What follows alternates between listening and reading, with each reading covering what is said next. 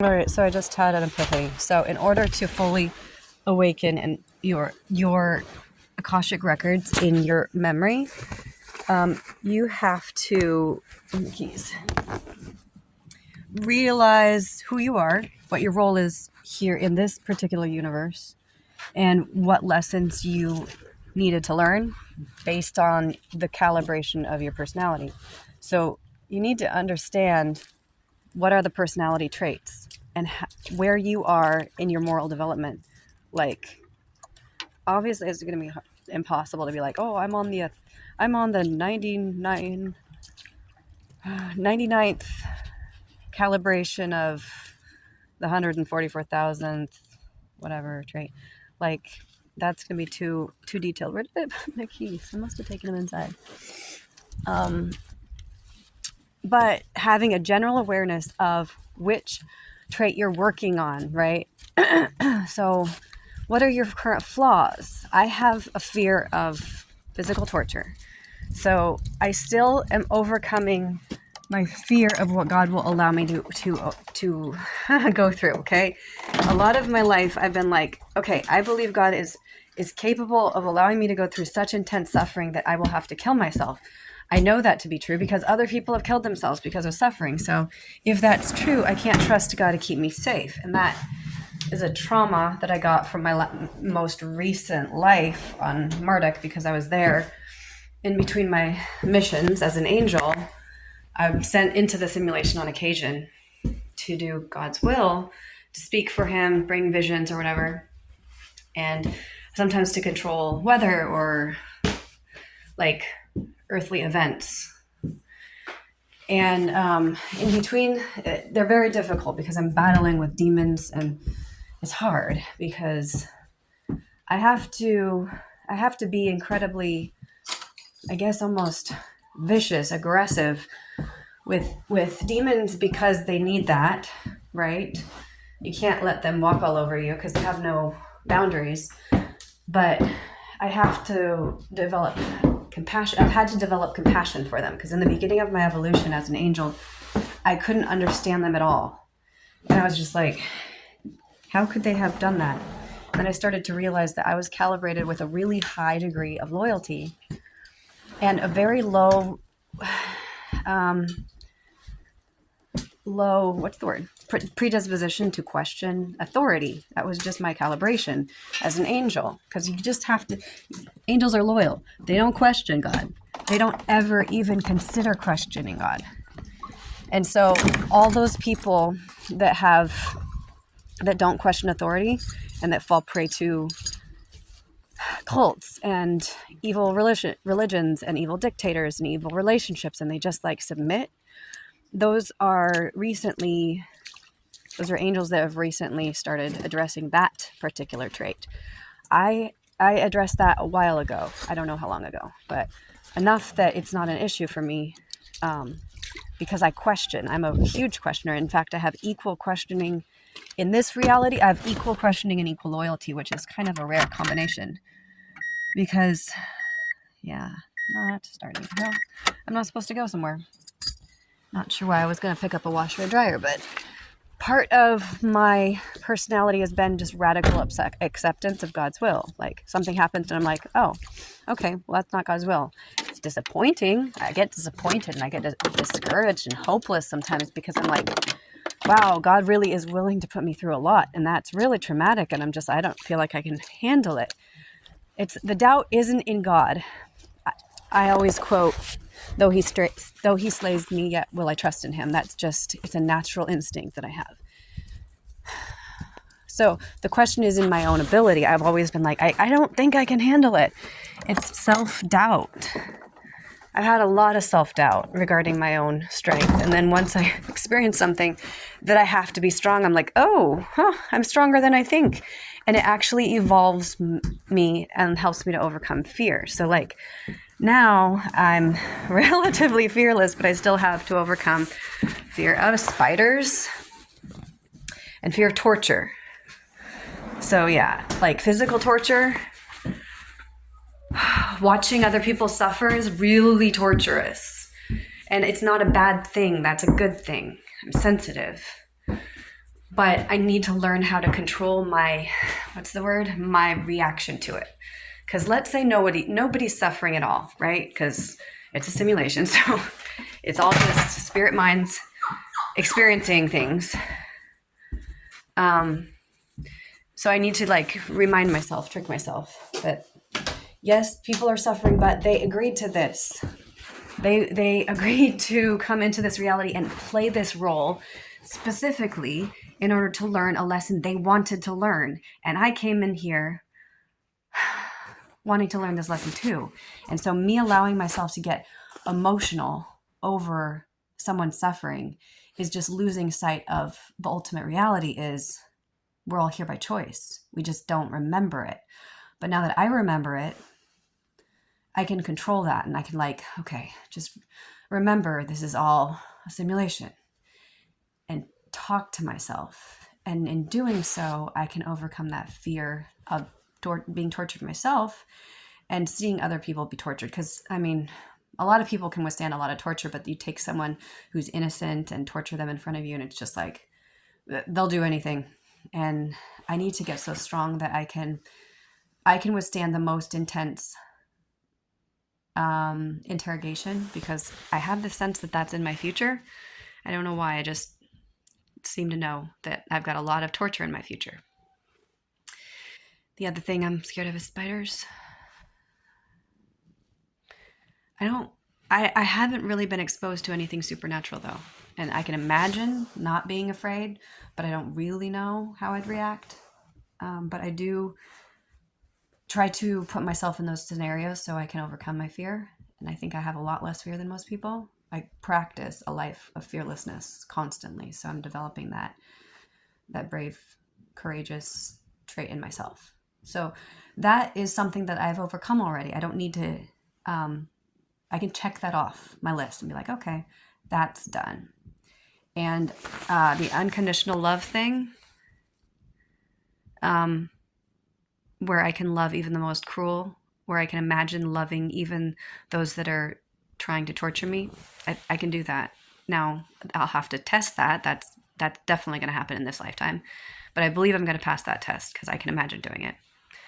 And then hopefulness. Now, I've completely cracked the code of hopefulness because, wow, okay, so it's possible that there are only three. There remain faith, hope, and love. The greatest of these is love. So love was my last lesson that I needed to learn in this life, in this universe, because I only loved those who could meet my needs. And if you couldn't meet my needs, I just had to like wash my hands of you, move on, and rebound. And so it looks like I was disloyal in a sense that, okay, I'll give you this much time, but if you can't meet my needs, bye-bye. And there's nothing wrong with that. That is a very human characteristic, and it's self-protective. But for me, my lesson was to be loyal because they need me, not because I need them, to get all my needs met elsewhere so that I was no longer codependent. Because codependency is like, it's a dependency on someone else to meet your needs. But if you don't have that need for someone else to meet your needs because you can meet your needs with source, then you can truly have unconditional love. And very few people have that ability to not expect anyone else to meet any of their needs. But that is the only place where we can love unconditionally. And some people have that, for their children. Some people have it for their partner, and they just continue being faithful no matter what. That is a final lesson that we all have to learn. So faith is basically believing that God is good and that everything is going to turn out good in the end, because you just know that. And that's a lesson that a lot of people have to learn because they have not seen God outside of the simulation like I have. So I've had that privilege in this universe. And so I'm here to just transmit that memory to other people. So that's the first one. Faith. Hope is, even though things look impossible and hopeless, that you continue to have hope that that it will all turn out good. It's really related to faith, but it's they're all interconnected, because you can't have either of those things unless you love. And you have to love God. You have to love him unconditionally. And you can only do that if you believe in him and if you have trusted him. So It all has to do with, those are the final lessons, those are the final spiritual lessons that we need to learn to beat this reality and move on to the next, the new earth. So that's part of my mission. And I believe that there are 4 angels that have come to earth to hold the 4 winds. That means to hold off on any major calamities, because we have to have a little bit of a break, a little bit of period of calmness before the storm, so that people can understand these spiritual lessons and have a chance to accept them. And once they do, they get the seal of God on their forehead, and then they will get to go through the tribulation without losing their lives. A lot of people are going to die, but there will be 144,000 that don't. So I'm trying to remember why 144,000. They are star seeds that were chosen. They're called the chosen ones, that are going to be the architects of the new earth, because they are the optimized version of each of the 12 molecules of emotions. They're the optimized version of each of the 12 structures of the brain combined together. That makes 144, and each of those will have 1,000 initiates that they teach, those star seeds that they teach along. And so, like, I'm one of the 144 that have the optimized molecules of emotions and structures of my mind. And I will have 1,000 initiates that I train how to do this. And the particular one that I'm here to teach, I don't know yet. I need to analyze that, because each of these 144 leaders who have 1,000 initiates need to understand which personality archetype they have. So that's my next goal, is to figure out these 144 archetypes. They all have different calibrations of these 12, but they'll have ideal iterations. So, like, the balance between, for instance, questioning authority and being loyal to authority is one of those. And I have the ideal balance between those because of my role as an angel. So I've already done the angel experience. So that's one of the experiences that is the experience that teaches you that you have to go through and learn the dark side of trusting authority. So you have to learn that from the perspective of someone who's in authority and abuses their authority, as well as then someone who is oppressed by authority. And once you go through that scenario, now you understand the balance between why we have to question authority and why we can't just trust, have blind faith, but also that when there is a good leader that we can follow, and there's trust in that. So we have to be a leader and a follower, and we have to experience what it means to be corrupt in both of those areas. And corrupt as a leader means overbearing and tyrannical, and being corrupt as a follower means being fearful of authority. So that is a lesson I already passed. And so I was paired with someone for this universe, with someone who hasn't learned that lesson. And that's always how this goes, is you go in pairs, and there's one person, or maybe it's not pairs, maybe it's a group of 12. Somewhere I heard that is you come in a group of 12. So that's possible. But if you're gonna have a soulmate, and I don't know if I don't think everyone does, but maybe everyone has someone who's supposed to be that most important guiding person. I don't know if that's true, but definitely I was paired with Don, because he has not learned the balance between questioning and loyalty, and I have. So I'm here to teach him that lesson by downloading my memories of God from outside of the simulation, so that he now understands God's character. So yeah, this is going to be a very long process for me to write down 144 iterations, archetypes. But now that I have much more of an access into my divine self, And now I'm harmonizing. So people who are like, there's only one consciousness, they're right in that there is only one consciousness, that we are all part of that, and we are all part of source, but source is actually not part of that universal consciousness. That universal consciousness we can access because our higher selves are on this like committee called the collective consciousness. But they are inside the simulation, whereas source is on the outside of the simulation. And so only those angels that have been kept outside of the simulation and allowed to observe him have gained the true knowledge of God. And that's what we're here to give. In the book of Revelation, it says, fear God and give glory to him, for the hour of his judgment is come.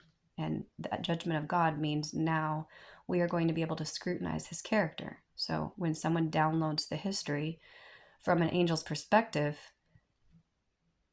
and how many angels are there? So if there are 144 different personality types with 1,000, so there's 144,000 different types of, or different archetypes of angel personalities. And each in the universe, the one collective consciousness has to experience each one of those in order to have the full perspective. So once we get all of these 144,000 angels together, we will be able to give a unified message about the character of God. We will all have unique memories and unique perspectives. So I'm just one of 144,000 chosen angels. And so when it says you're the chosen, well, there's different subgroups of chosen. So there's 144,000 subgroups of chosen people, each of them having, it's kind of mind-boggling, the number we're talking about, the numbers.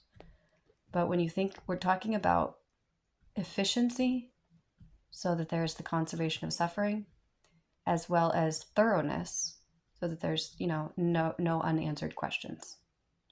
And this is the most efficient way to accomplish that.